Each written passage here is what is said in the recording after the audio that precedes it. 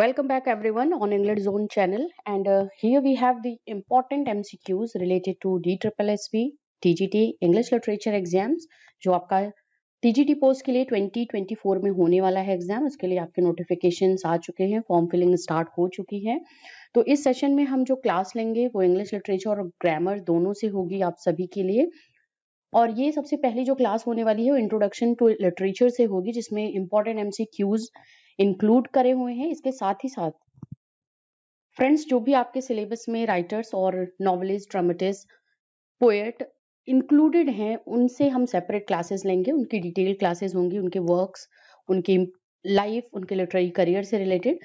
तो चलिए बिना डिले किए हम पहली क्लास अपनी स्टार्ट करते हैं यहाँ पे DSSB TGT 2024 English literature exam के लिए।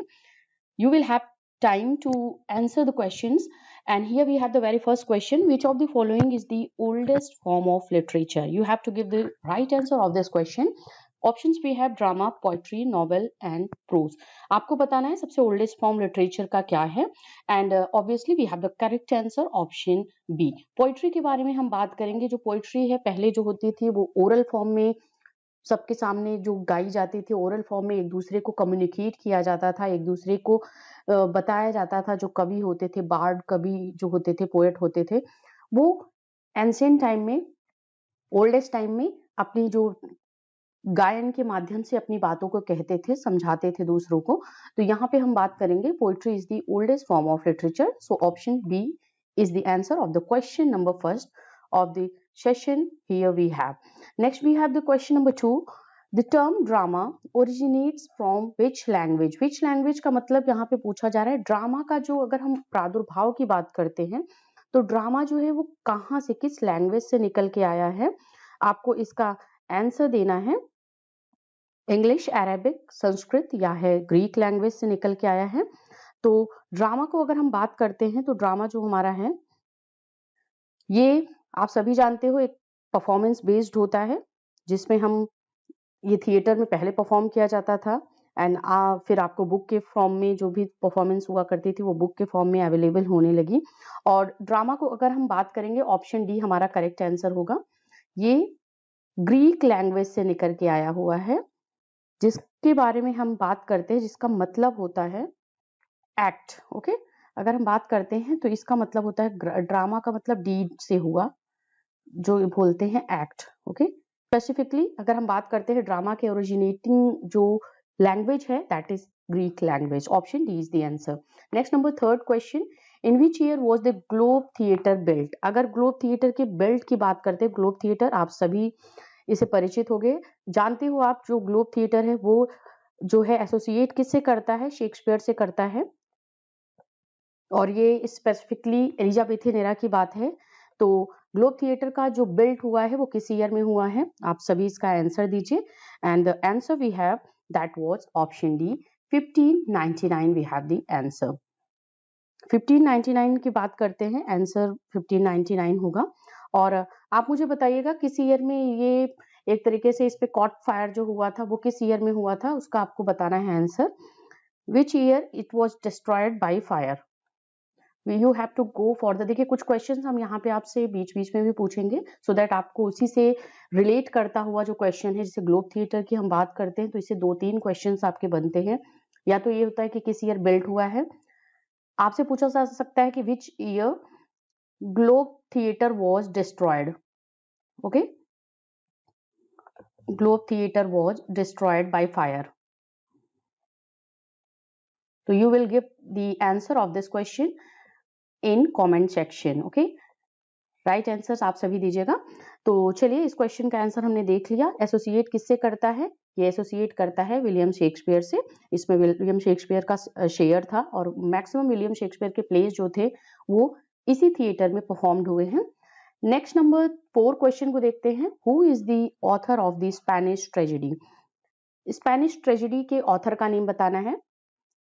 Thomas loss, Thomas kid, George पिले या रॉबर्ट ग्रीन? ये जो क्वेश्चन है हमारा ये हम यूनिवर्सिटी विट्स राइटर से रिलेट करता हुआ क्वेश्चन है and we have the correct answer that is option B. Option B correct answer है, थॉमस किड।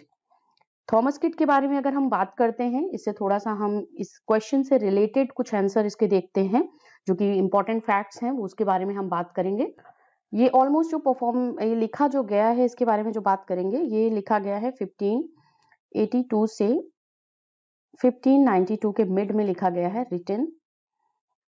और इसका जो करेक्ट आंसर ऑप्शन भी हमने बता दिया, थॉमस किड है इसके आंसर।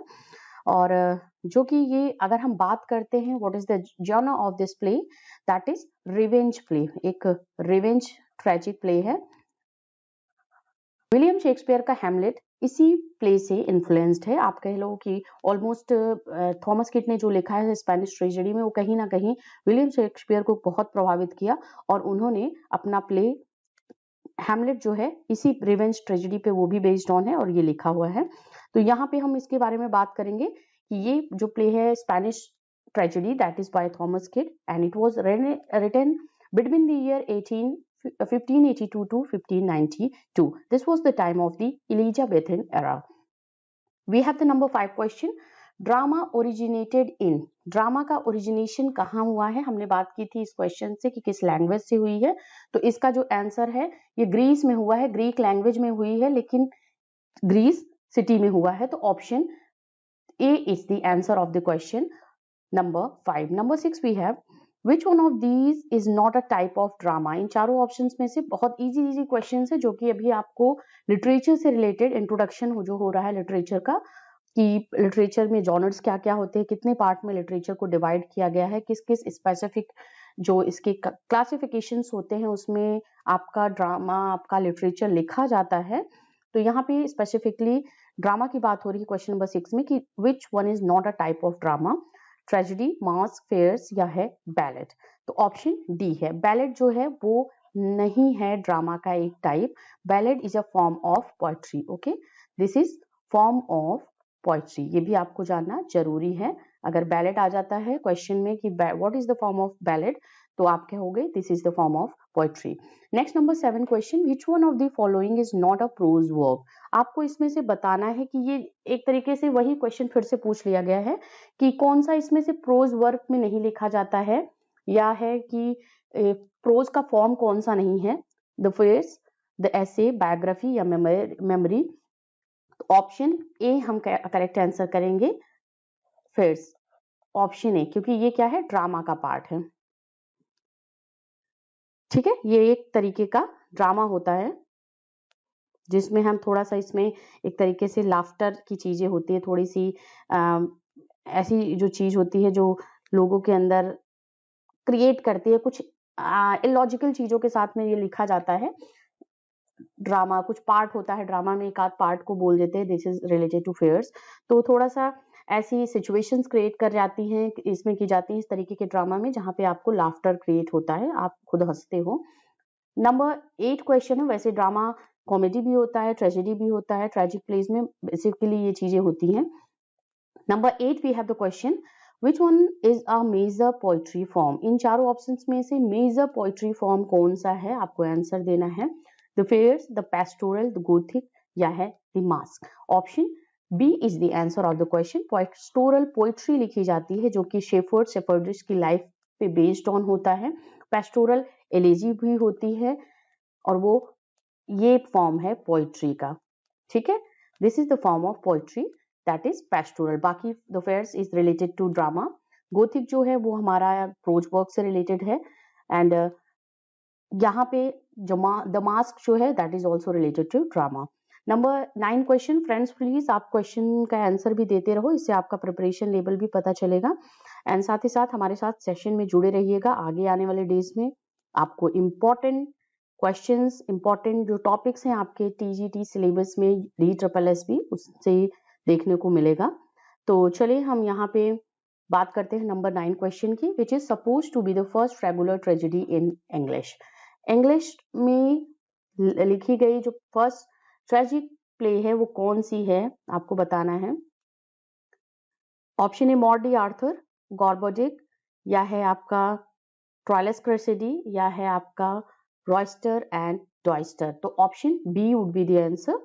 यहाँ पे हम इसको आंसर करेक्ट करेंगे। Ralph Roister Doister is a comic play जो कि फर्स्ट कॉमिक प्ले है इंग्लिश में लिखी गई है, और option B is the correct answer. अब इसके ऑथर का नेम मैं आपको बता दूं, this is written by Thomas Sackville, Thomas Norton and Thomas Sackville ने लिखा है, सैकविल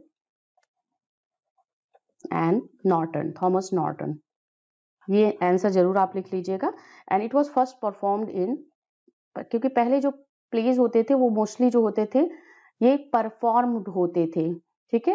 तो ये परफॉर्म जब हुआ है ये 1561 में परफॉर्म हुआ है, ठीक है। तो क्वेश्चन नंबर 9 का जो आंसर है ऑप्शन बी है। This is the first regular tragic play written in English, that is Thomas Gorboduc, and it was written by the dramatist Thomas Sackville and Thomas Norton. Next, number 10, the first tragedy Gorboduc was later given the title. अगर हम इसमें बात करते हैं कि ये question बहुत easy question है और इसका जो आंसर है डायरेक्टली हम क्वेश्चन के आंसर पे जाते हैं, तो ऑप्शन बी हमारा करेक्ट आंसर है। Ferrex and Porrex were two brothers, यहाँ पे नेम है इनका, जो मेन लीडिंग कैरेक्टर्स हैं इस प्ले के, इस ट्रैजिक प्ले के गॉर्बोडिक के, वो फेरेक्स एंड पोरेक्स हैं। और इसको टाइटल इस नेम से भी जानते हैं हम, फेरेक्स एंड पोरेक्स नेम से भी जानते हैं। तो ऑप्शन बी हमारा जो है करेक्ट है, number 10। Number 11, Which one of the following is not a poetic form? Poetic form इसमें से कौन सा नहीं है? Epic, the lyric, the idyll या the fairs, हमने बात की इसके बारे में। ऑप्शन डी करेक्ट होगा। बाकी के तीनों जो हैं ये हमारे जो हैं, हमारे ये करेक्ट आंसर जो हैं ये पोइट्री से रिलेट करता है, and this is not, this is related to drama. अगला है हमारा number 12, Which one is a major novel form? आपको फिर से इसमें से मेजर नॉवेल फॉर्म बताना है। Which one is the correct answer out of 4 options? Melodrama, tragic, tragedy, pastoral, travelogue. तो यहाँ पे हम अगर बात करते हैं तो that is option D. Travelogue जो है that is a novel form में लिखा जाता है। ट्रेवलॉग जो होता है कोई किसी यात्रा के बारे में अपना बताता है, एक तरीके से ये नॉन फिक्शनल वर्क होता है। तो नॉवेल, नॉन फिक्शनल जो नॉवेल होती हैं ये हमारा है ऑप्शन डी करेक्ट आंसर है। मेजर फॉर्म की बात करते हैं, मेलोड्रामा आप सभी ड्रामा, ट्रेजेडी भी ड्रामा, पेस्टोरल जो है पोएट्री से बिलोंग करता है। तो ऑप्शन डी हमारा 12 नंबर क्वेश्चन का करेक्ट आंसर है। Number 13 we have which one is not a major form of novel. फिर से अगर हम बात करते हैं मेजर फॉर्म ऑफ नॉवेल की बात करें, यहाँ पे 4 ऑप्शन है, इसमें से कोई एक है जो नॉवेल से बिलोंग नहीं करता है, फॉर्म ऑफ नॉवेल से बिलोंग नहीं करता है, तो वो है हमारा ट्रेजेडी। ऑप्शन डी हमारा करेक्ट आंसर है।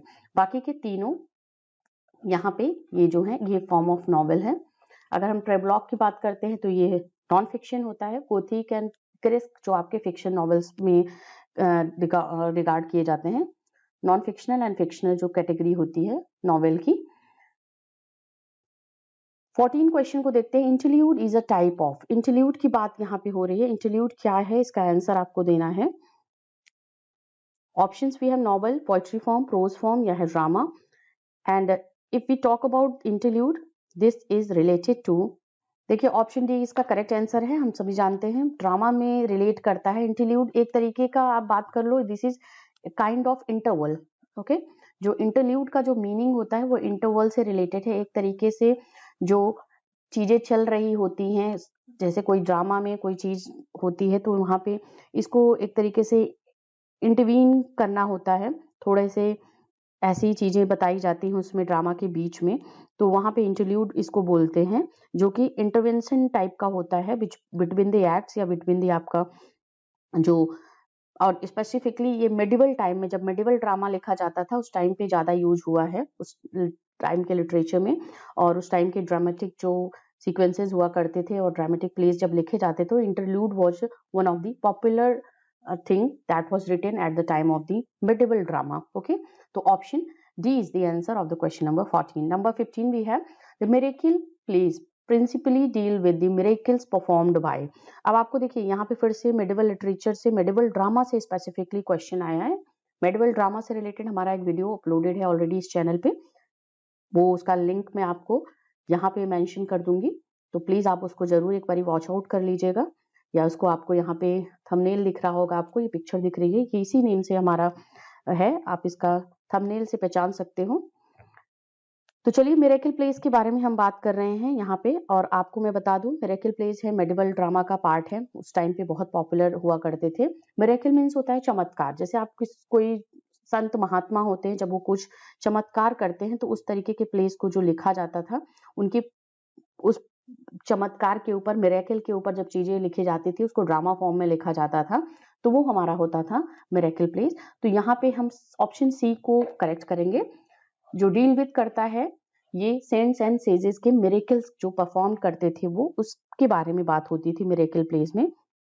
और मेडिवल लिटरेचर में, मेडिवल इंग्लिश ड्रामा में ये बहुत ही पॉपुलर फॉर्म है, miracle, morality and mystery place. और उस टाइम पे इंटरल्यूड्स का भी बहुत पॉपुलरिटी थी। तो ये 3 या 4 तरीके के जो ड्रामास हैं, स्पेसिफिकली 3 तरीके का जो पार्ट हुआ करता था मेडिवल ड्रामा में, वो बहुत ही ज्यादा पॉपुलर है।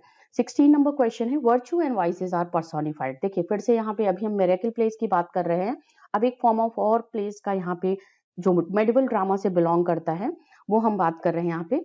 तो वर्च्यू एंड वाइसेस की अगर हम बात करते हैं, जो पर्सोनिफाई किया जाता है किसी नावल में, उसके बारे में बात होती है ड्रामा में, वो कौन से प्लेस हैं? तो यहाँ पे हम बात करेंगे ऑप्शन ए, मोरालिटी, मॉरल से, नैतिकता से रिलेटेड है। देखिए मेडिवल ड्रामा का यहाँ पे मैं आपको मेंशन कर दे रही हूँ, मेडिवल ड्रामा को हम 3 पार्ट्स में यहाँ पे डिवाइड किया है। Mystery place, and second part is miracle plays, and number third is morality plays. Okay,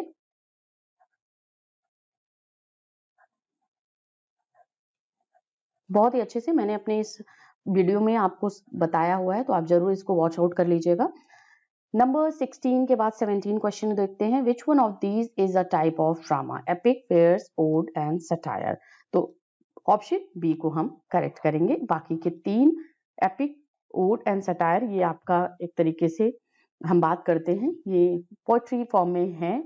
बाकी the farce is not a type of poetry, that is related to drama. 18 number question है, which one is a prose work? Epic, memoir, riddle या elegy? तो prose work that is memoir, option B. जहां पे memory related, ये एक तरीके का non fiction work होता है जो किसी रियल इवेंट पे बेस्ड ऑन होता है, या रियल चीजें जो आपके साथ में होती हैं। मेमोयर मतलब होता है कहीं आप घूमने गए हो, उसकी याद, या किसी पार्टी से रिलेटेड कोई आपकी लाइफ में ऐसी चीज हुई है और उसको आप एक तरीके से मेमोराइज करके जब लिख रहे हो प्रोज फॉर्म में, दैट इज कॉल्ड मेमोयर।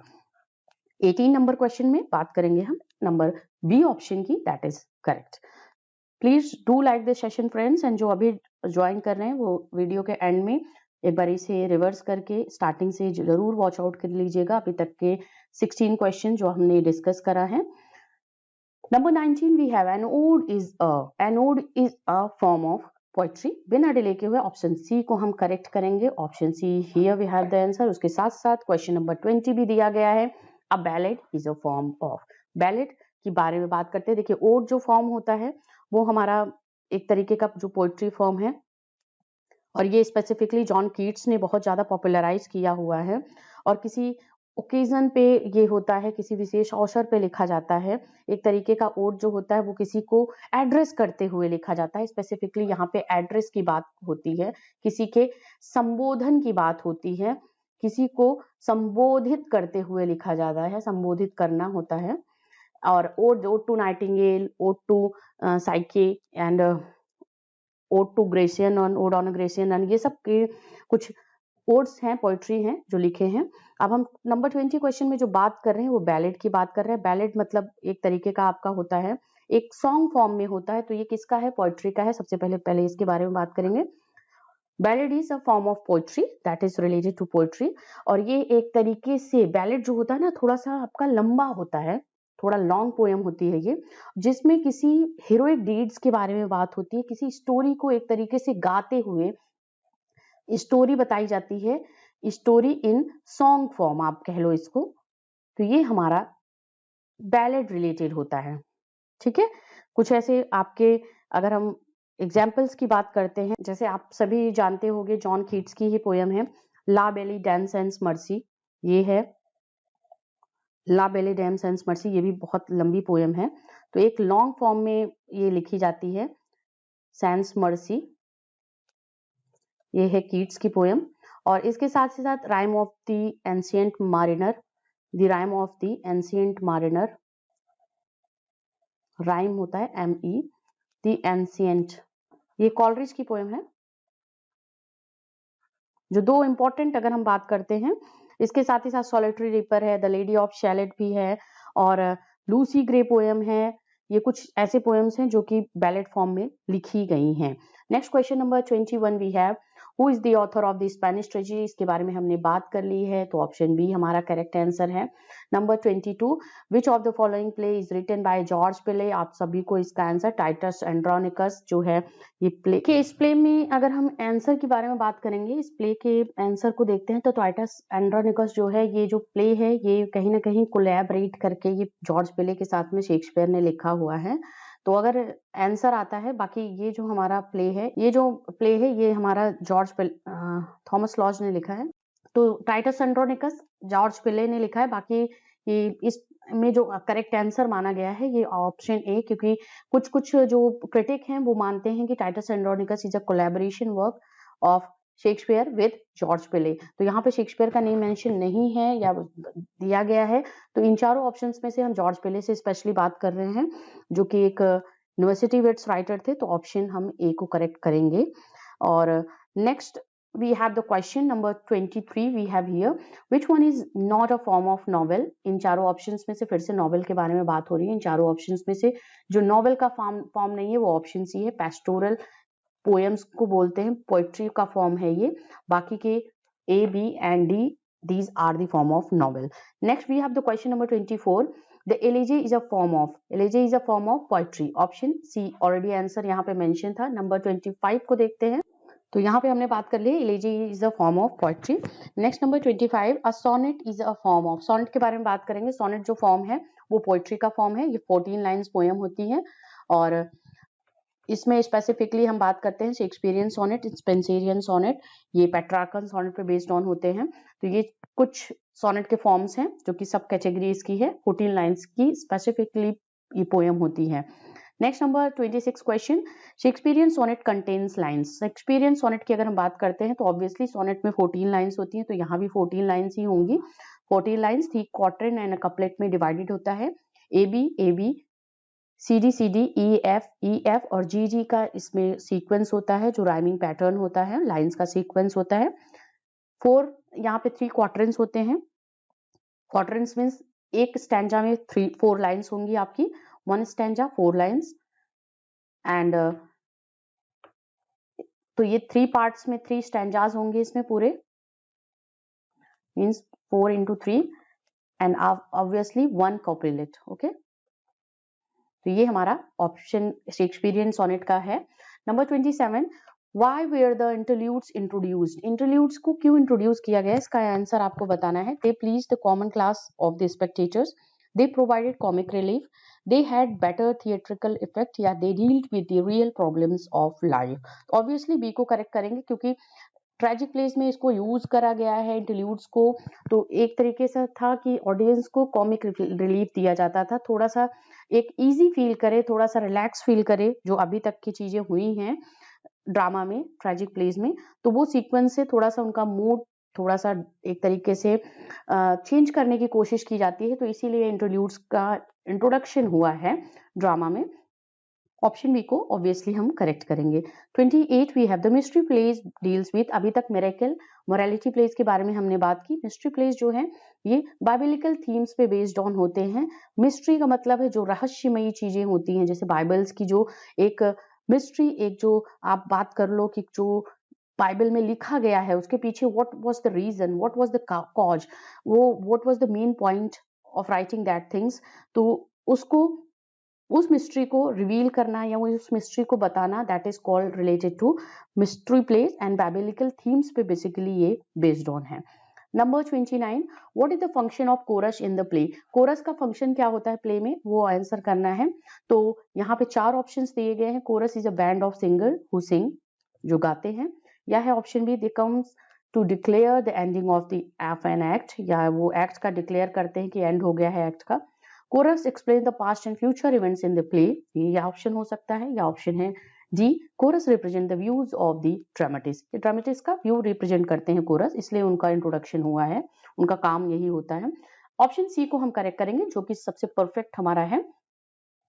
इनको बताया जाता है कि ये जो होते हैं कोरस, जब कोरस का इंट्रोडक्शन होता है किसी प्ले में, तो वो क्या होते हैं पास्ट चीजें की जो स्टोरी हो बताने वाली है उसके पहले क्या हो चुका है और उसका आने वाला क्या है। वो कोरस फिर से आता है कि आगे क्या ऐसी चीजें हैं। जैसे आप कोरस की बात कर लो, आपको ट्रेजिक प्लेस डॉक्टर फास्टस में भी कोरस का इंट्रोडक्शन मिलता है, तो वो बताता है कि जो पास्ट की चीजें हो गई हैं उसको कैसे वो उसको एक्सप्लेन करता है और फ्यूचर इवेंट्स को भी वो एक्सप्लेन करता है, उसके बारे में बात करता है प्ले में। तो ऑप्शन सी करेक्ट है। 30 we have John Heywood's interlude entitled 4 P's, जिसको हम 4 P's बोलते हैं। caricatures for professionals whose professions begin with P.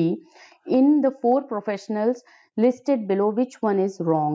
देखिए यहाँ पे आंसर जो बताना है आपको, इसमें से आपको करेक्ट करना है कि जॉन जो प्रोफेशन जॉन हेवुड ने जो लिखा है 4 P's के बारे में, बहुत ही पॉपुलर इंटरल्यूड है।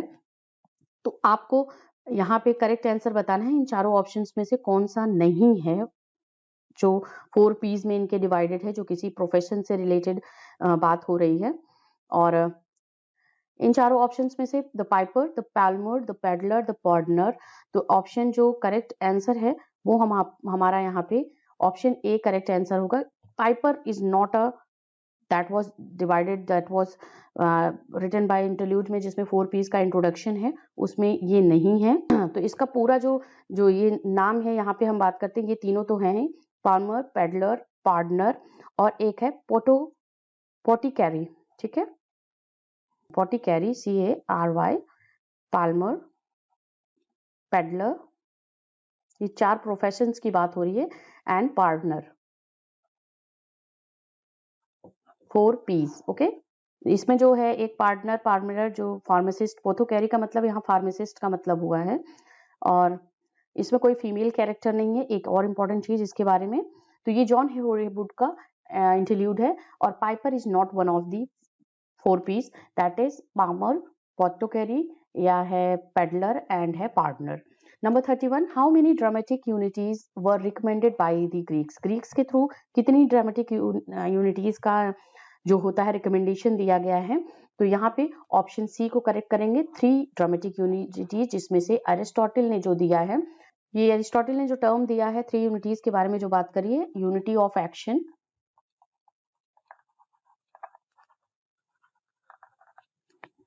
Unity of time and unity of place. Okay, इन 3 के बारे में बात की है। ये हैं हमारी 3 यूनिटीज या 3 ड्रामेटिक यूनिटीज। देखिए यहाँ पे 2 क्वेश्चंस में से जो यहाँ पे हम आंसर अगर हम बात करते हैं, तो अगर हम इसमें होना चाहिए विच one of the following place the epilogue not appear. Okay, यहाँ पे होना चाहिए था डज नॉट एपियर, यहाँ पे होना चाहिए था, इस पे हम एपियर लिखा हुआ है, क्योंकि इन तीनों प्लेस में हम बात करते हैं फास्टस में, और अगर हम बात करते हैं इसकी Midsummer Night's Dream and As You Like It play में, इन सभी में एपियर होता है, बट सी में नहीं होता है। तो हैमलेट में एपिलॉग नहीं एपियर होता है। फास्टस में भी कोरस बताता है कि किस तरीके से यहाँ पे, तो ये क्वेश्चन थोड़ा सा गलत है। इस क्वेश्चन का आंसर हम यहाँ पे देंगे कि क्वेश्चन सबसे पहले चेंज करेंगे, विच one of the following place the epilogue does not appear. तो यहाँ पे हम बात करेंगे हैमलेट की, ऑप्शन सी को हम करेक्ट करेंगे, क्योंकि Midsummer Night's Dream, As You Like It और डॉक्टर फास्टस, तीनों में एपिलॉग का डिस्क्रिप्शन मिलता है। लास्ट में एपिलॉग के थ्रू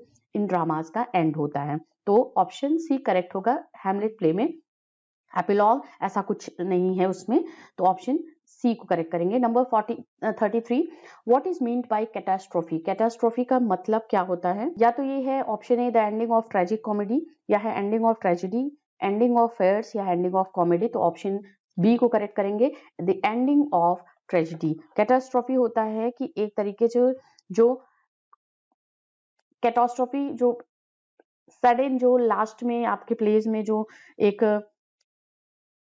डिजास्टर होता है या सफरिंग्स होती हैं, तो क्योंकि प्लेस का जो ट्रेजिक प्लेस होते हैं उनका एंड ट्रेजिक होता है, तो इसलिए कैटास्ट्रोफी जो रिलेटेड होगा यहाँ पे, अगर हम ड्रामा की बात करेंगे, that is related to ending of drama, ending of tragedy. देखिए ट्रेजिक कॉमेडी जो प्ले होते हैं उसमें ट्रेजिक जो सीक्वेंसेस होते हैं, उसमें सिचुएशंस ट्रेजिक होते हैं, बट उसका जो एंड होता है वो एक हैप्पी एंडिंग होती है। कॉमेडी का भी हैप्पी एंडिंग होता है, farce is related to comic things and laughter related things, but tragedy जो होती है वो हमारा सीरियस जो टॉपिक्स होते हैं, सीरियस इवेंट, सीरियस एक एंड से खत्म होती है, and that's why here we will answer the question option number B, the ending of a tragedy. Number 34 we have, which one of the following types of plays is not meant for acting? इन चारों options में से कौन सा play है जो act के लिए नहीं होता है, मींस परफॉर्मेंस बेस्ड नहीं होता है। बेसिकली जो हम बात करते हैं कि प्लेस जो होते हैं वो परफॉर्मेंस के लिए होते हैं, लेकिन एक तरीके का प्ले है जो परफॉर्म नहीं किया जाता है। ऑप्शन ए करेक्ट है, क्लोजेड प्ले जो है कि ये इस तरीके के प्लेस जो होते हैं, ड्रामा जो होते हैं, वो सिर्फ क्या होता है, उनको सिर्फ पढ़ा जाता है, वो परफॉर्मेंस बेस्ड नहीं होते हैं। Number 35 we have the question, here we have the question number, how many constituent part are there in tragedy according to Aristotle? Aristotle के अकॉर्डिंग कितने इंपॉर्टेंट जो बेसिक इंपॉर्टेंट पार्ट हैं वो कौन से हैं जो होने चाहिए एक प्ले में, आपको बताना है इसका आंसर। जो अगर हम बात करते हैं parts of tragedy according to Aristotle, तो वो हमारा है 6। Okay, option B. अब वो आंसर ऑप्शंस क्या क्या हैं, तो इनका जो कॉन्सेप्ट है जो ट्रेजेडी का, उसमें जो हम पार्ट की बात करते हैं, तो वो जो पार्ट है वो है हमारा 6 एलिमेंट्स कौन कौन से हैं, वो है प्लॉट, इससे रिलेटेड भी वीडियो आपको इस चैनल पे मिलेगा। सबसे पहले इंपॉर्टेंट है प्लॉट, उसके बाद जो है character, and after that diction, means आपके वर्डिंग्स क्या होते हैं, क्या क्या लिखा है ड्रामा में, थॉट क्या है, थॉट प्रोसेस क्या होता है, ये होता है, and in the after that we will have spectacle जो होते हैं, जो सीनिक इफेक्ट होता है उसको बात करते हैं हम। यहाँ पे स्पेक्टेकल से ही फेमस है ये, उसके बारे में बात कर रही हूं मैं, CLE। And after that song जिसके बारे में है म्यूजिक। तो 1 प्लॉट, सेकंड है आपका character, third number diction, fourth number thought, and 5 number we have spectacle जो कि सीनिक आपके इफेक्ट से बेस्ड ऑन है, एंड 5 के बाद 6 नंबर है हमारा सॉन्ग या म्यूजिक आपका हो सकता है। ये हमारे इन 6 ऑप्शंस हैं अकॉर्डिंग टू एरिस्टोटल। ये इंपॉर्टेंट चीजें हैं जो कि एक ट्रेजिक प्ले में होना चाहिए, इंपॉर्टेंट कॉन्स्टिट्यूएंट्स, बहुत ही अभिन्न जो अंग है ये हैं। नंबर 36 वी है, at what stage of the plot in the play does the epilogue appear? Epilogue कब अपीयर होता है किस प्ले में, अभी हमने इसके बारे में बात की है, तो ऑप्शन ए को करेक्ट करेंगे, at the end of the play. जहां पे जो कैरेक्टर होता है या जो बोलने वाला होता है वो बताता है कि इस प्ले का एंड क्या हुआ है, और वो एक तरीके से अवेयर करता है, वो एक तरीके से हमें उस चीज के बारे में, जो भी चीजें हुई हैं प्ले में उसके बारे में हमें बताता है, तो ऑप्शन ए करेक्ट होगा। नंबर 30, उसके क्या रिजल्ट्स होंगे, उसके क्या कॉन्सिक्वेंसेज होते हैं, उसके बारे में हमें अवेयर करता है कि आप लोग ऐसी चीजें ना करें, तो एक तरीके मोरल मैसेज जो देने की कोशिश होती है वो एपिलॉग के थ्रू कैरेक्टर कहता है। Number 37, satire is a form of poetry, option A correct करेंगे। नंबर 39 8 भी है, which one is a form of novel? इन चारों ऑप्शन में से जो करेक्ट आंसर है द प्रोफेटिक, जो प्ले नॉवेल्स होते हैं जो एक तरीके से हमें किसी उपदेशात्मक चीज के बारे में बात करते हैं, ये हम करेक्ट करेंगे यहाँ पे। फेयर्स मास्क एंड एलेजी ये नहीं है, फेयर्स मास्क हमारा रिलेटेड है ड्रामा से, एंड एलेजी हमारा है वो पोइट्री से रिलेटेड है, तो option A the prophetic play. 39, there were 4 famous theatrical cycle enacting the morality plays, which one of the following 4 names given below is wrong? इन चारों ऑप्शंस में से जो एक साइकिल है मोरालिटी प्लेस का, उनमें से 4 में से एक गलत है, आपको इसका बताना है answer. Towneley cycle, Chester cycle, York cycle या चार्ल्स साइकिल। तो अगर हम यहाँ पे बात करते हैं तो इन चारों में से जो करेक्ट, जो एक ऑप्शन नहीं है वो उसके बारे में हम बात कर लेते हैं। डी को करेक्ट करेंगे, D is not a cycle, Charles cycle ऐसा कुछ नहीं है, ये हमारे 3 साइकिल हैं, इसमें से इसको हम टाउन, इसको कैवेंट्री साइकिल, देखिए इसको हम कैवेंट्री साइकिल भी बोलते हैं, Coventry cycle, Chester cycle, York cycle, और एक हमारा हुआ Wakefield cycle. Okay, fourth one is Wakefield,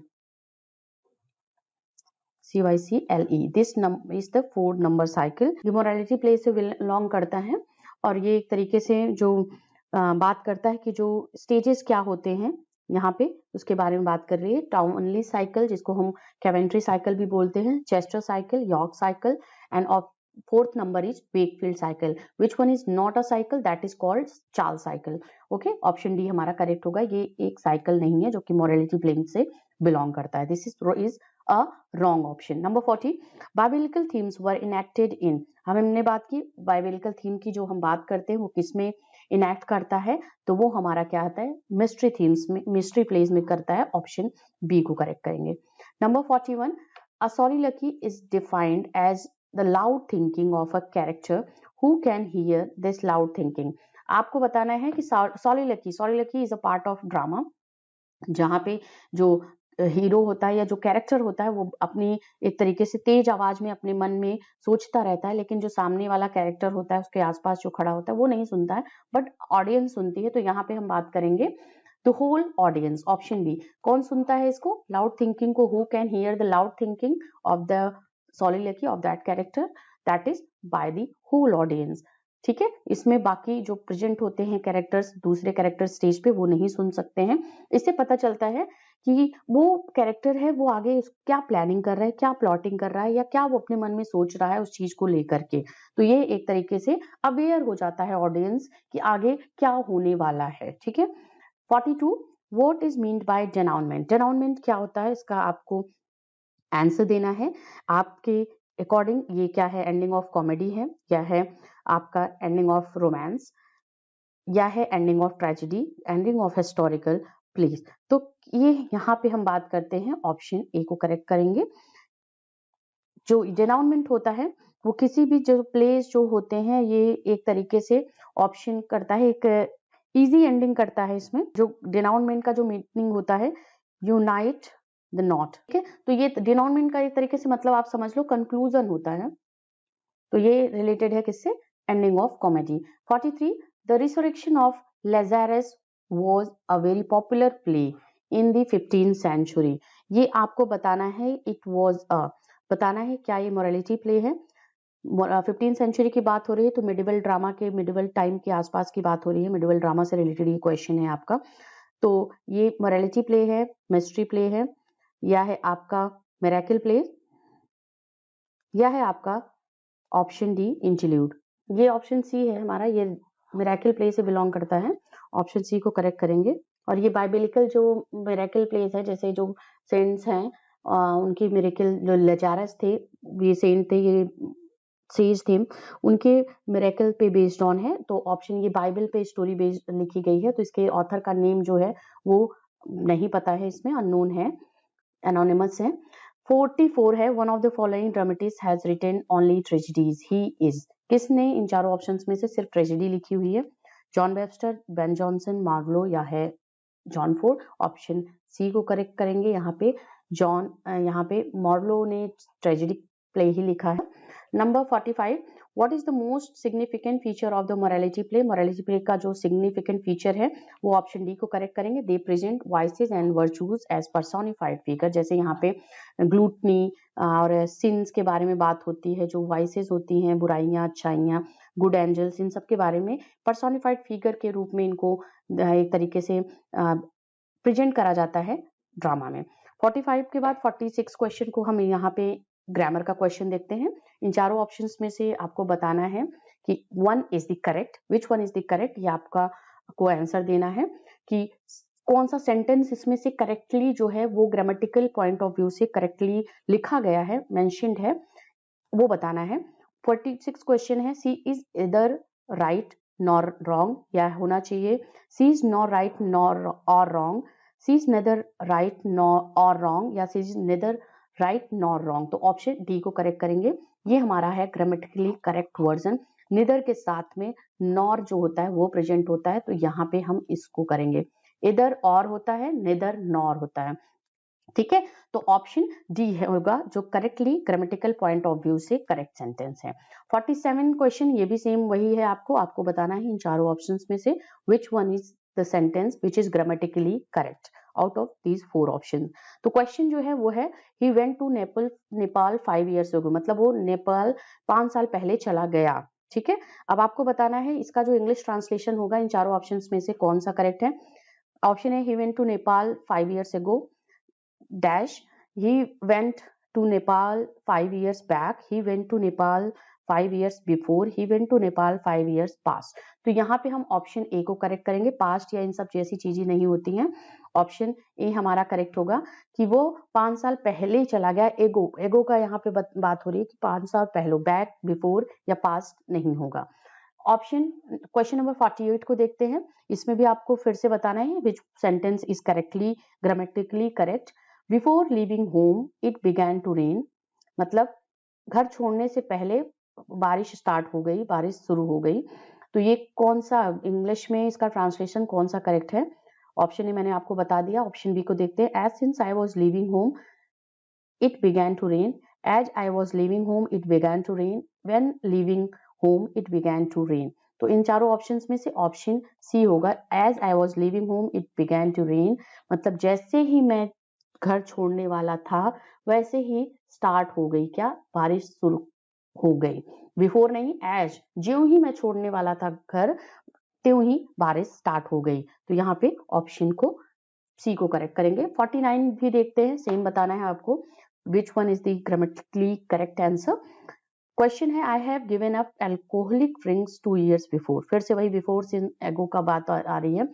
I have given up alcoholic drinks 2 years since, I have given up alcoholic drinks 2 years अगो, या I had given up alcoholic drinks 2 years अगो। ये आपको had, have, इन चार, देखिए पहला दूसरा तो नहीं होगा, सी और डी में से देखते हैं, डी करेक्ट होगा। यहाँ पे आई हैड गिवन अप मतलब मैंने छोड़ दिया है, क्या है, एल्कोहलिक ड्रिंक, क्योंकि पास्ट के बारे में बात हो रही है तो यहाँ पे हैव नहीं होगा।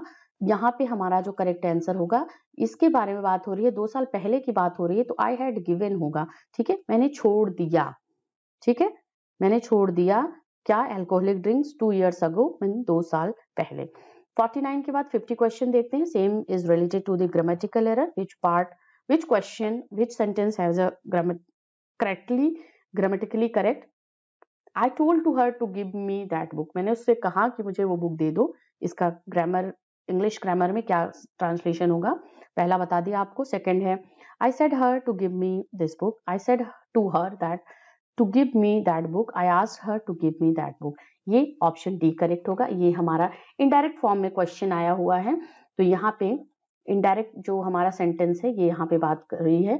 तो यहाँ पे आई टोल्ड टू हर नहीं होता, आई सेड हर नहीं होता, I said to her that भी लग जाएगा, तो यहाँ पे बाद में ये चीजें से नहीं होंगी, गिव मी होगा, नहीं होगा। आई आस्क्ड हर, मैंने उससे कहा, to give me that book, ये मुझे वो किताब आप दे दो, ये क्वेश्चन हमारा करेक्ट होगा, इनडायरेक्ट सेंटेंस है। तो क्वेश्चन नंबर 50 का ऑप्शन डी करेक्ट है। ये कुछ क्वेश्चंस थे जो कि आज पार्ट फर्स्ट में हमने डिस्कस करा इंग्लिश लिटरेचर से रिलेटेड, जो कि DSSB TGT 2024 एग्जाम के लिए आप सभी एस्पिरेंट्स के लिए यहाँ पे है। फॉर्म फिलिंग अभी तक नहीं करी तो प्लीज इसको कर दीजिए। आपका 8 मार्च तक आई थिंक लास्ट डेट है इसकी। तो बने रहिए चैनल में, क्योंकि मैंने आपको बताया है कि हम सेपरेटली जो राइटर्स हैं उनके बारे में डिस्कशन करेंगे। आपका जो सेक्शन है वो थोड़ा सा जो अमेरिकन राइटर्स हैं, इंडियन राइटर्स हैं, साथ ही साथ वर्ल्ड लिटरेचर के कुछ राइटर्स हैं, प्रीवियस ईयर क्वेश्चंस को देखते हुए हम उस पर डिस्कस करेंगे, क्योंकि प्रीवियस ईयर कौन कौन से राइटर के बारे में आपसे स्पेसिफिकली क्वेश्चन पूछा गया है वो भी हम डिस्कस करेंगे। ठीक है, तो आप सभी एस्पिरेंट्स के लिए जो कि DSSB की प्रिपरेशन कर रहे हैं, TGT एग्जाम की प्रिपरेशन कर रहे हैं, उनके लिए इस चैनल इंग्लिश जोन पे आप सभी के लिए क्लासेस इंपॉर्टेंट होने वाली हैं अपकमिंग डेज में, तो हमारे साथ आज से ही जुड़ जाइए। Thank you for watching this and stay connected with this channel English zone. जरूर वॉच आउट कर लीजिएगा जो हमने 3 यूनिटीज के बारे में बात करी है, मोरालिटी प्लेस के बारे में जो वीडियोस हमने अपलोड करा है, ये आपको एंड स्क्रीन पे भी दिख रहा है। जरूर इसको एक बारी क्लिक करके वॉच आउट कर ले, सो दैट आपको वो टॉपिक जो है वो क्लियर हो जाए। मिलते हैं आपसे नेक्स्ट वीडियो में। Thank you.